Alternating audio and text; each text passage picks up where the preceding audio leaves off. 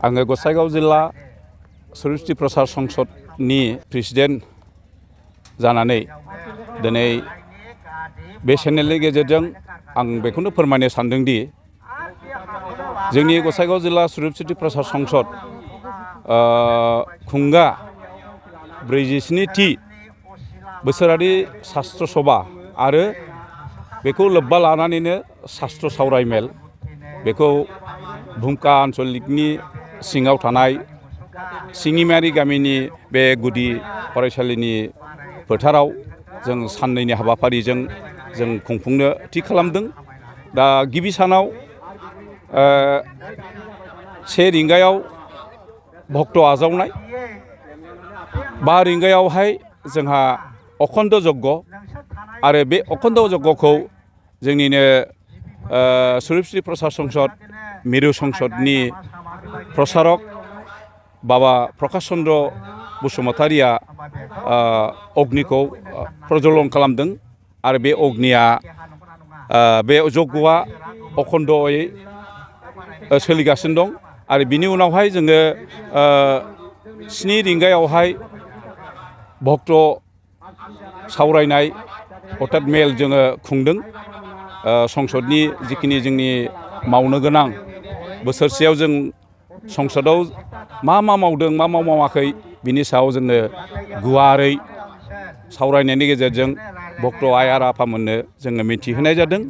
दा दिनैहाय नैथि हाबाफारि बादियैहाय जोंहा हाबाफारियाव होखानाय बायदि फुंनि 7 रिंगायाव जोङो यज्ञआव आहुति होबाय। आहुति होखांनायनि उनाव जोंनि साफ्रोमबो नुजाफैनाय भक्त आइ आरो आफामोन साहा लोंनायनि उनाव जोङो शास्त्र मेलखौ जोङो दा आवगायगासिनो दं बा शास्त्र मेलआ जोंहा जागासिनो दं।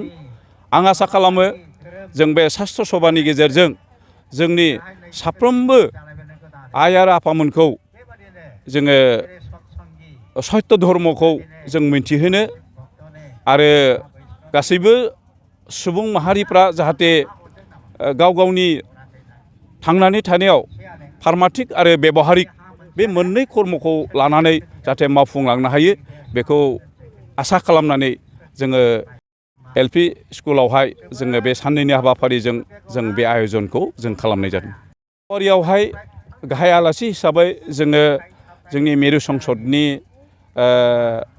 अधिनायक बाबा रमेश चन्द्र ब्रह्मखौ जोङो हांख्रायनानै जोङो लाबोदों आरो बेजों लोगोसे मिरु संसदनिनो संसद नायक बाबा गोजोनथाव ब्रह्म बे बाबाखौबो जोङो बे हाबाफारियाव जोङो हांख्रायहरदों। आरो बेजों लोगोसेनो जोंनि गसाइगाव गोजौ फरायसालिनि गोरायुं डक्टर कुमरन्जन बसुमतारि सार बे सारखौबो जोङो खावलायदों।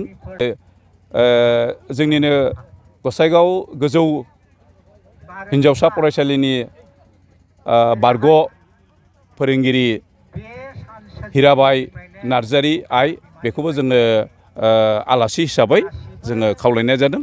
आरो जोंनिनो बे सत्य धर्म ब्रह्म धर्मखौ प्रसार खालामनाय बा आदिगुरु जोंनिनो गुरु पारमार्थिक नायक घनश्याम बसुमतारि बे बाबाया हयथ' मैया अग्निखौ प्रज्वलन खालामनांगौमोन, नाथाय गावनि मोनसे उसुबिदानि जुनै बे बाबाया फैनो हायाखै।